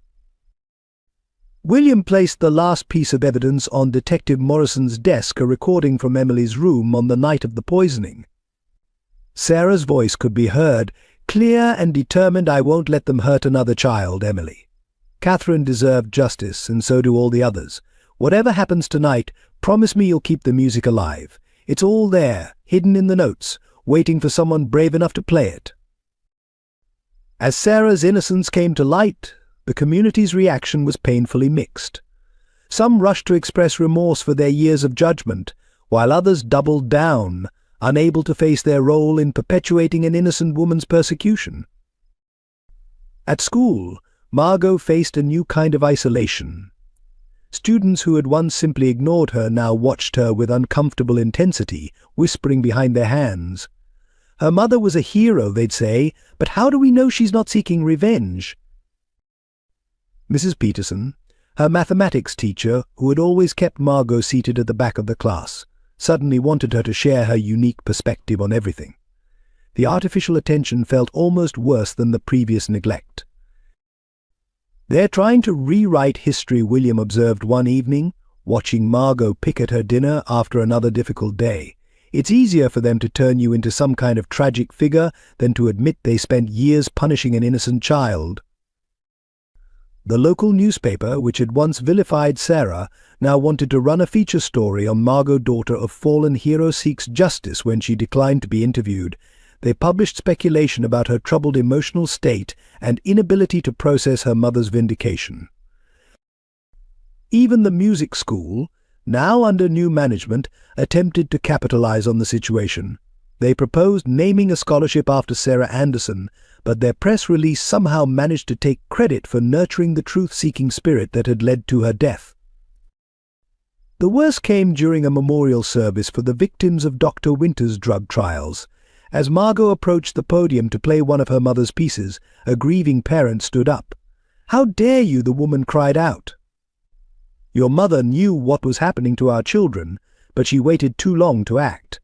My Tommy might be alive if she'd spoken up sooner." The silence that followed was deafening. Margot sat at the piano, her fingers hovering over the keys, feeling the weight of judgment from all sides. Then Emily Hayes, still weak but determined, wheeled herself to the front of the church. Sarah Anderson spent months gathering evidence to ensure that when she spoke, her words would bring justice, not just accusations, Emily declared, her voice carrying to every corner. She paid for that thoroughness with her life, and her daughter has paid with years of undeserved shame. If anyone here thinks they have the right to add to that burden, they can leave now. No one moved. Margot began to play, her mother's music filling the space with both accusation and forgiveness. In the notes, those who listened carefully could hear the story of a woman who chose truth over safety, justice over comfort, and ultimately her daughter's future over her own life. After the service, a small group of students approached Margot. Leading them was Jenny Phillips, who had once been her closest friend in kindergarten before her parents had forbidden the friendship. "We're sorry," Jenny said simply. "We didn't know, but we should have questioned. We should have been kinder." Margot looked at their faces, some genuinely remorseful, others still uncertain, and remembered something her mother had written in her final letter. "Truth doesn't always bring comfort, sweet girl, but it always brings clarity. Some will run from it, others will try to reshape it. But a few will stand firm and let it change them. Those are the ones worth waiting for." The full truth emerged on a quiet Sunday morning, when Emily Hayes finally regained enough strength to tell her complete story. The Hayes Mansion's music room, once a place of tragedy, became a chamber of revelation as Emily spoke, her voice growing stronger with each word. "It wasn't just Thaddeus and Jane," she began, sitting upright in her wheelchair by the grand piano. "There was someone else, someone whose name we never suspected." Her hands trembled as she reached for a hidden compartment beneath the piano's bench, removing a small diary bound in faded blue leather. Detective Morrison leaned forward, recording device at the ready, as Emily opened the diary to its final entry. The board chairman, Richard Maxwell, was the mastermind, she revealed. He approached James years ago, suggesting the music school as a perfect cover for their pharmaceutical testing. Rich families, desperate for hope, willing to make substantial donations, it was the perfect scheme. William's face went pale. Richard Maxwell had been a pallbearer at Catherine's funeral, had consoled them in their grief, all while knowing the truth about their daughter's death. "He sat in our home," William whispered. "He watched us mourn, knowing he was responsible." Emily's hands shook as she continued. Sarah discovered the connection when she found Maxwell's signature on documents authorizing experimental treatments that weren't listed in any official medical records. "She showed me the evidence that afternoon, but someone overheard as Maxwell's secretary, Margaret Wells." The revelation hit like a thunderbolt. Margaret Wells, who had organized every school event, who had served coffee at board meetings, who had access to every office and every file. She had been invisible, overlooked, the perfect spy. "Margaret was the one who switched the drinks," Emily said, her voice breaking. "She knew I always took my coffee the same way, always sat in the same chair. She made sure Sarah would be blamed, even planted evidence in Sarah's apartment while everyone was at the dinner party." Margot, who had been silent until now, moved to the piano. Her fingers found the keys that held her mother's last message, playing softly as Emily spoke. The melody seemed to give Emily strength, helping her piece together 7 years of trapped memories. "I saw Margaret do it," Emily continued. "But by the time I realized what was happening, the poison had already taken effect. I tried to speak, to warn Sarah, but my body was paralyzed. I could only watch as they destroyed her life, as they forced her into hiding, as they ultimately took her from us." Detective Morrison was already on her phone, dispatching officers to Margaret Wells's address. But Emily wasn't finished. From the diary she withdrew a micro SD card, carefully preserved between its pages. "Sarah gave me this the afternoon before the dinner party," she explained. "It contains everything surveillance footage from Maxwell's office, recorded conversations, bank transfers. She knew they might come for her, so she made sure the evidence would survive." The weight of the truth filled the room. Margaret Wells had been the perfect executor of Maxwell's plans, trusted, efficient, and utterly ruthless. She had orchestrated Sarah's downfall with meticulous precision, ensuring that all suspicion would fall on the dedicated music teacher who had dared to dig too deep. But Sarah was clever, Emily said, a hint of pride in her voice. She knew Margaret was watching her, so she hid her real evidence in the last place they'd think to look, in the music itself. Every piece she taught in those final weeks contained coded messages, building a case they couldn't destroy. As if in response, Margot's playing grew stronger, her mother's coded melody revealing its secrets to those who finally knew how to listen. The truth had been there all along, waiting in the spaces between notes, in the rhythm of justice long delayed but finally unleashed. The investigation took a dramatic turn when Detective Morrison's team discovered a hidden safe in Margaret Wells's basement. Inside, preserved with cruel precision, lay Sarah Anderson's final attempts to prevent the tragedy that would claim her life. A series of certified letters, dated in the weeks before Emily's poisoning, revealed Sarah's desperate attempts to alert authorities. She had written to the State Medical Board, the FDA, and even the FBI, documenting the suspicious deaths and questionable financial transactions. Each letter had been intercepted by Margaret, who had used her position to monitor all communication from the music school. "Look at this," Detective Morrison said, carefully unfolding a letter dated the morning of the fateful dinner party. Sarah knew exactly what they were planning. The letter, addressed to the district attorney, contained a detailed timeline of the pharmaceutical trials, including a warning about a planned demonstration of their newest drug's effectiveness. Security footage recovered from Margaret's files showed Sarah making one final attempt to prevent the crime. Hours before the dinner party, she had confronted Maxwell in his office, offering him a chance to confess and stop the operation. The footage, though silent, clearly showed Sarah placing a folder on Maxwell's desk, evidence that could have exposed everything. "She gave them a choice," Emily explained, watching the footage with tears in her eyes. She told Maxwell she would destroy the evidence if they would just stop the trials. She was willing to let them walk away, just to save future children from becoming test subjects. But Maxwell had simply smiled, appearing to agree while signaling Margaret through the office window. The secretary's efficient response was chilling within hours. She had manufactured evidence of Sarah's supposed jealousy and criminal intent, laying the groundwork for what would become the official narrative. Most heartbreaking were Sarah's personal notes, found hidden in her old teaching files. She had documented every child saved through her careful investigation, students quietly withdrawn from the trials after she warned their parents, families who escaped the scheme because she had intercepted their applications. "She saved dozens," William whispered, reading through the lists, all while knowing what it might cost her, all while never being able to tell anyone. A final USB drive, encrypted with a musical sequence that only Margot could unlock, contained Sarah's complete investigation. Video recordings, financial documents, and medical records proved not only her innocence, but her extraordinary courage. She had built her case methodically, knowing that one mistake would mean not just her death, but danger for everyone she was trying to protect. The last file was a video message, recorded the morning of the dinner party. Sarah, looking directly into the camera, spoke with quiet determination. "If you're watching this, then they've succeeded in silencing me. But they don't understand music can't be silenced. The truth is in the harmonies, in the rhythms, in the spaces between notes.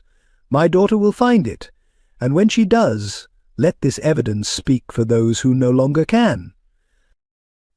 Detective Morrison assembled the timeline. Sarah had discovered the drug trials through Catherine's medical records, spent months gathering evidence, and finally recognized that Margaret was the key to the entire operation. On the day she died, she had tried one last time to stop them, not knowing that Margaret had already set her plan in motion. "Your mother wasn't just trying to expose them," Detective Morrison told Margot gently. "She was trying to give them a chance to stop voluntarily, to prevent more deaths. Even at the end, she chose compassion over vengeance." The evidence painted a portrait of a woman who had fought not for recognition or revenge, but simply to protect the innocent. Sarah Anderson had seen the truth, understood the cost of revealing it, and chosen to act anyway, leaving behind a legacy encoded in music, waiting for the moment when justice would finally play her unfinished symphony. In the stark confines of his prison cell, Thaddeus Anderson's facade finally crumbled. Detective Morrison found him sitting on his narrow bed, clutching a worn photograph of Sarah and young Margot at the piano. His confession, when it came, poured out like a long-suppressed symphony of guilt. "I loved her, you know," he began, his voice barely above a whisper. "Sarah showed me a different kind of life, one with music, with purpose. But Maxwell had evidence of my past, of crimes I'd committed before meeting her. He owned me, and I let him use that power to destroy everything." As Thaddeus spoke, the full scope of his torment emerged. He had been caught between Maxwell's threats and Sarah's growing suspicions, watching helplessly as his wife pieced together the truth about the drug trials. His attempts to silence her had come from fear rather than malice, fear of what Maxwell would reveal, fear of losing the respectable life he'd built. The night by the river. He continued, tears now flowing freely. "I didn't mean to kill her. I just wanted the evidence. But Sarah, she looked at me with such disappointment, such sadness. She said, 'Thaddeus, our daughter will know the truth someday. Make sure you're ready to face it when she does.' The revelation that hit hardest came next. After Sarah died, Maxwell ordered me to destroy everything in her study. But I couldn't, not all of it. I kept her piano, her music sheets, hidden in that attic. Every time Margot played, every note that echoed through the house, it was Sarah's voice, reminding me of my cowardice." Detective Morrison presented him with Sarah's final letter, found among Margaret's possessions. In it, Sarah had written of her hope that Thaddeus would find the courage to break free from Maxwell's control, to protect their daughter from the truth until she was strong enough to bear it. "She knew," Thaddeus whispered, reading the letter with trembling hands. "She knew I was trapped, and still she believed I could change. I failed her. I failed Margot. I became exactly what Maxwell wanted, a broken man who would do anything to keep his secrets." His redemption began with a full confession, not just about Sarah's death, but about every aspect of Maxwell's operation. He provided names, dates, locations, details that would ensure no one escaped justice. But more importantly, he began to speak about Sarah's goodness, about the woman he had helped destroy. In a letter to Margot, delivered through William, Thaddeus wrote, "I cannot ask for your forgiveness. I don't deserve it. But I can give you the truth about your mother. She was the bravest person I've ever known. She died protecting not just you, but every child who might have fallen victim to our crimes. Let her courage be your inheritance, not my shame." The final piece of his redemption came when he directed authorities to a safety deposit box containing Sarah's original research documents he had hidden away the night she died, unable to destroy them but too cowardly to use them. These papers, combined with the evidence Margaret had preserved, ensured that Maxwell and his entire network would face justice. "Your mother's music was always about saving lives," he told Margot during their final meeting. "I didn't understand that until now. She encoded the truth in melodies because she knew that someday someone would be brave enough to play them. That someone was you, Margot. You finished what she started." As he was led away to begin his sentence, Thaddeus stopped at the door. "There's one more thing," he said quietly. In the attic, behind the third beam, there's a package Sarah wrapped for your 8th birthday. She never got to give it to you. Maybe it's time you had it." The trial of Richard Maxwell and his co-conspirators became a watershed moment for the community. The courthouse, a stately building that had once condemned Sarah Anderson, now bore witness to the unraveling of decades of corruption. Maxwell sat stone-faced as prosecutor after prosecutor presented evidence of his crimes. Margaret Wells, seeking leniency, provided devastating testimony about the systematic abuse of trust and power. The evidence was overwhelming: forged documents, intercepted warnings, tampered medical records, a conspiracy that had claimed dozens of lives. But it was Emily Hayes's testimony that moved the jury to tears. From her wheelchair, she described the moment she realized she was being poisoned, the horror of watching Sarah's desperate attempt to save her, and the 7 years of conscious paralysis as she witnessed the destruction of an innocent woman's reputation. "Sarah Anderson didn't just try to save me," Emily declared, her voice carrying to every corner of the hushed courtroom. "She tried to save every child in that music school, and for that they murdered her, corrupted her memory, and forced her daughter to bear the weight of their crimes." The community's response began with the mayor's public apology on the steps of City Hall. "We failed Sarah Anderson," he announced, facing a sea of cameras. "We failed her daughter. We allowed prejudice and hasty judgment to blind us to the truth, and in doing so we became unwitting accomplices to a terrible injustice." But the music school, now under new management, established the Sarah Anderson Memorial Scholarship, genuinely this time, providing full tuition to students from underprivileged backgrounds.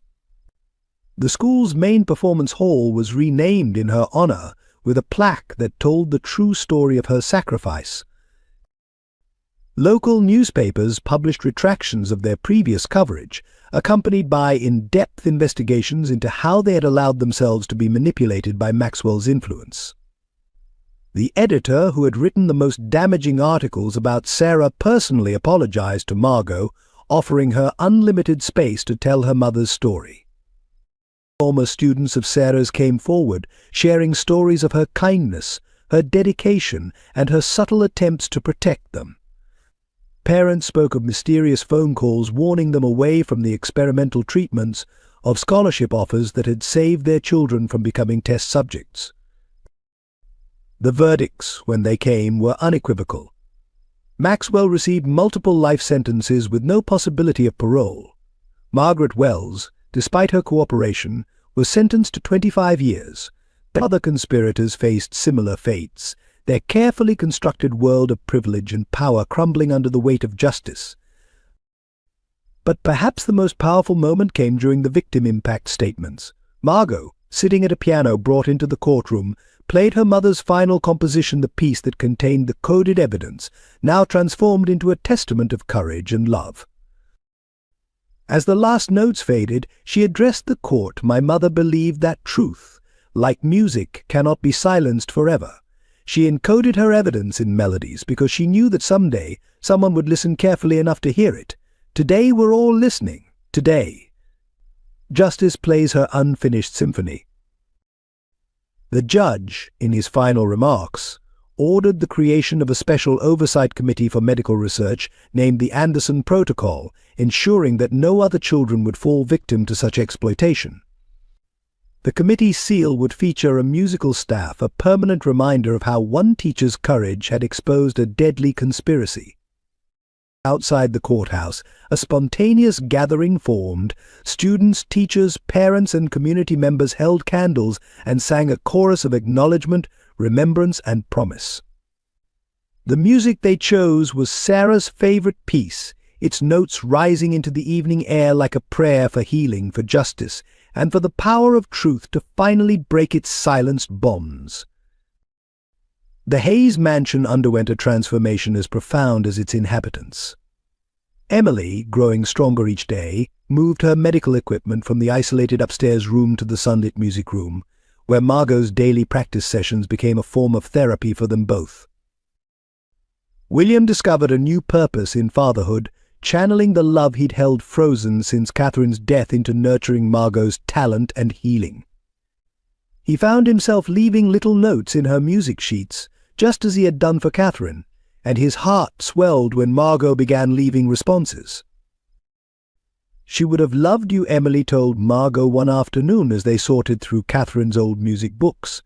"You two are so alike, both stubborn, both brilliant, both with that same fire for justice." She pulled out a faded photograph of Catherine at her last recital. "We're not trying to replace her, sweetheart. We're just making room in our hearts for more love." The process of legal adoption began quietly, with paperwork filled out in William's study as winter turned to spring. But it was Margot who made it real, one morning at breakfast, when she looked up from her music theory homework and said simply, "Dad, could you help me with this passage?" William froze, toast halfway to his mouth, tears springing to his eyes. It was the first time she had called him that. Emily reached across the table, squeezing his hand as he found his voice.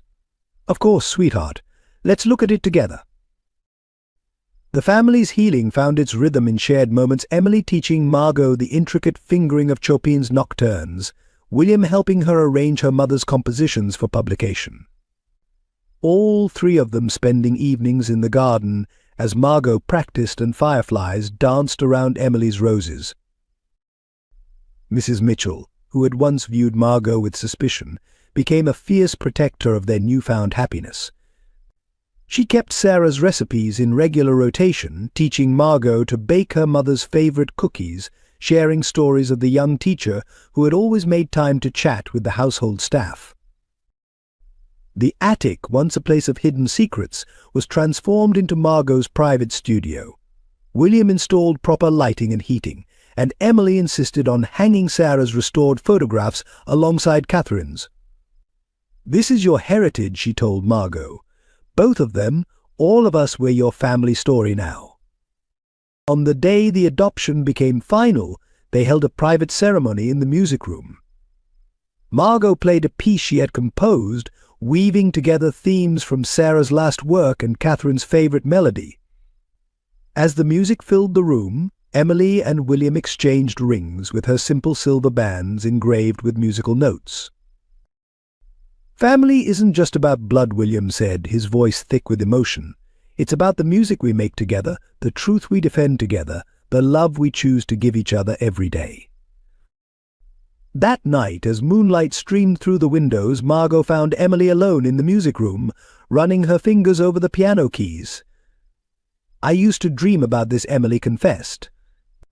"During those silent years, I would imagine Sarah's daughter finding her way to us, healing our broken family. She knew, you know. Your mother knew that someday you'd need us as much as we'd need you." The final touch came when William hung a new portrait in the entrance hall, not a formal photograph, but a candid shot of the three of them at the piano, heads bent together over a piece of music, laughing at some shared joke. Beside it, he placed equal-sized photos of Sarah and Catherine. "This is what your mother fought for," he told Margot as they stood looking at the display. "Not just for justice, but for love, for family, for the chance for all of us to heal together." The final concert at the newly renamed Sarah Anderson Memorial Hall marked a turning point not just for Margot, but for the entire community. The program featured compositions from both Sarah and Catherine, interwoven with new pieces Margot had written about their shared story. Emily, now strong enough to sit at the piano again, joined Margot for a duet they had practiced in secret. Their performance of Legacy, a piece that combined Sarah's coded melody with themes from Catherine's unfinished final composition, left no dry eyes in the audience. William watched from the front row, his heart full as his wife and daughter created something beautiful from their collective loss. "Music has the power to heal what words cannot touch," Emily announced to the audience. Sarah Anderson understood this. She used music not just to hide truth, but to preserve love. Today we play not just in her memory, but in celebration of the family she helped create. The healing spread beyond the Hayes family. Former students established a foundation in Sarah's name, providing music therapy for traumatized children. The same community that had once shunned Margot now gathered regularly at the mansion for concerts where young musicians could perform without fear of judgment. Mrs. Mitchell turned the kitchen into a sanctuary where Margot could experiment with both music and baking, often combining the two. "Your mother used to say that recipes are just another kind of music," she told Margot. Both need precision, passion, and the courage to try something new. In the garden, William installed a special bench near Emily's roses, where Margot often practiced in the early morning light. The neighbors, who had once drawn their curtains at the sound of her playing, now opened their windows to let the music in. The most profound healing came during quiet moments, Emily and Margot playing piano duets late into the night, William teaching Margot to tend Catherine's memorial garden, all three of them sharing stories of Sarah and Catherine until the pain of loss transformed into the warmth of remembrance. On what would have been Sarah's birthday, they held a special concert. Margot premiered a composition called The Space Between Notes, dedicated to both her mothers, the one who had given her life and courage, and the one who had helped her find her voice again. "Mom always said that truth hides in the spaces between notes," Margot told the audience. "But that's where love lives too, in the pauses, in the silence, in the moments when we choose to listen carefully to each other's hearts." The mansion, once a place of secrets and silence, became filled with music at all hours. Students came for lessons, their laughter mixing with melodies. Emily continued to recover, her progress marked by increasingly complex pieces played with Margot. William found himself humming as he worked in his study, no longer haunted by memories but inspired by them. On quiet evenings, they would gather in the music room, Emily and William on the sofa, Margot at the piano. As she played, the photographs on the wall seemed to smile down at them, Sarah at her first recital, Catherine with her beloved sheet music, all the moments of joy that had led to this one. "We've created something beautiful," Emily said one such evening watching Margot play. "Not in spite of our losses, but because of them. Sarah would be proud of the family we've become." The final piece Margot played that night was new, a gentle lullaby that spoke of hope, of family found and love renewed. As the last notes faded, the silence that followed wasn't empty anymore. It was filled with the kind of peace that comes only after great struggle, the kind of love that builds itself from broken pieces into something stronger than before. In the garden, Sarah's roses bloomed alongside Catherine's favorites, different flowers creating a single beautiful garden. Like the family inside the mansion, they had found a way to grow together, their roots intertwined, their beauty made richer by their diversity. The music played on, a continuing testament to the power of truth, the strength of family, and the healing magic of love expressed through melody. Dear cherished viewers, your journey through this emotional story means everything to us. If this tale of healing, justice, and the unbreakable bonds of family touched your heart, please share your thoughts in the comments below. What moments moved you the most? Which character's journey resonated with you? Support our storytelling team by subscribing to our channel and liking this video. Every subscription helps us continue bringing these powerful narratives to life. Share this story with loved ones who might find comfort and hope in its message. Together, let's build a community that celebrates the power of love, music, and the triumph of truth.